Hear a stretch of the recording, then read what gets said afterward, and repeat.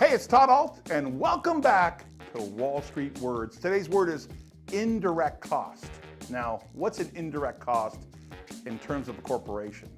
To administer a large company, there are costs that are not directly associated with the product.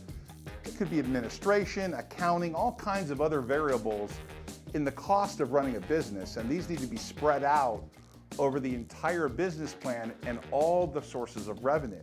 That indirect cost is directly intangible in terms of where it gets allocated.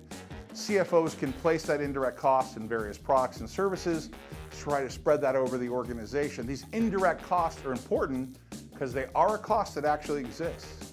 Today's word is indirect cost. It's an accounting term or an understanding of how specific administration can be spread over various products. Hey, thanks for watching Wall Street Words. Please subscribe and hit that bell below. If you think this video adds value, please share it with somebody. By the way, if you want to watch more Wall Street Words videos, there's 2 videos right here you can watch right now. There's new videos every day. Thanks for watching Wall Street Words. Always great things happening here.